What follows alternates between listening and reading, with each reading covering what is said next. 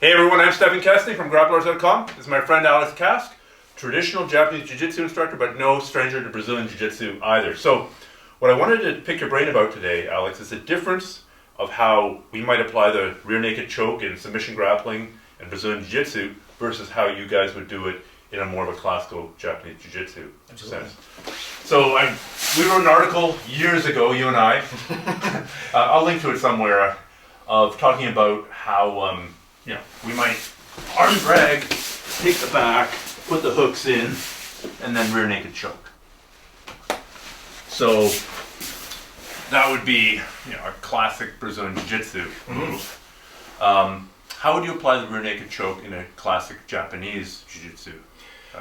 Sure. Well, there's a number of different ways of getting to the entrance, of course. So say we're over here like this, and what we'd be doing is getting some sort of a quick takedown, and then getting the opponent around, and coming in, and immediately putting the lock on, or the choke on, I should say, like in this manner. Okay. Now, the important part about this is that you'll notice that I'm keeping my eyes down low because I'm trying to be aware of whether or not you're going to be reaching for my eyes and trying to gouge me, for example, while I'm doing this technique. A second part of this is that I'm keeping my knee here up.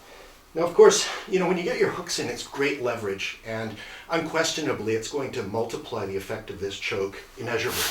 However, the only problem that right here, let's just move back a little bit so they can see how you're sitting. Sure. So as opposed to putting both hooks in, you're keeping one leg up here. That's right. So it's giving me a bit of reach for this, for the hand that's actually coming around and going to be restricting your carotid arteries here. Here we are. We have the choke that's being applied here.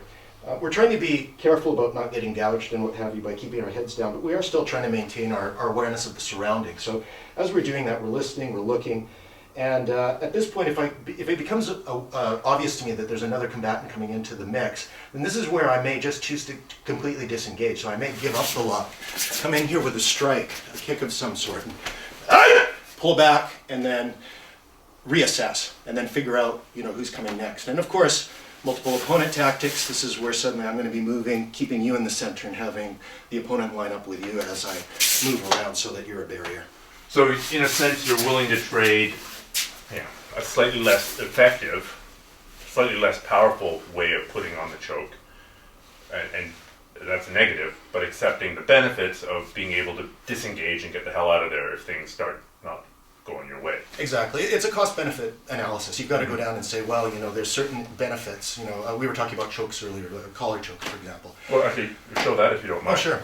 So, for example... from the mount, from the guard? Why don't we try from the mount? So, for example, if we've got our deep collar choke here, obviously coming in close and getting this in, that's a great... Sorry about that. That's good. So, a judo or a Brazilian Jiu-Jitsu application of it. Right. So excellent choke, great leverage. You can see it works very well. The danger point being, of course, that when I come in this close, it's not hard to get gouged like that, or to end up getting bitten. Oh, I'm not going to bite your ear. Yeah, that's not going to be on video. Thank you. I appreciate that. So obviously these factors are something that we have to be aware of. So as much as the leverage being brought to bear here is excellent, that's a risk factor that in the classical sense you're probably not going to be seeing utilized. So we'll still utilize the same choke.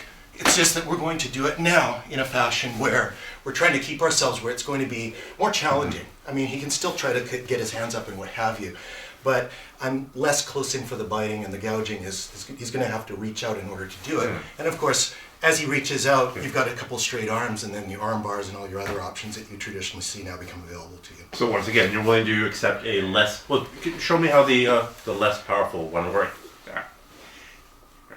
I mean, it still works. I'm beginning to black out. Oh yeah. It's just not as fast. It's not as fast. Right. But it's sneaky because you see, I'll tell you a story here. I actually was practicing with somebody, and initially I had my doubts.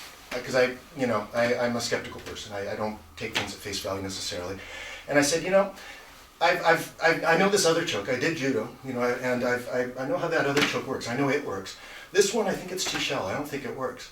So I had a partner that I was training with. He says, oh, I think it works. And I said, yeah, I'm really not sure. So he says, here, let me just put it on for a second. I said, yeah, I'll see if it really works because I'm not buying it. And the next thing, When you woke up? I'm not kidding, my teacher had propped me up and he was now doing a resuscitation technique on me because I was out cold.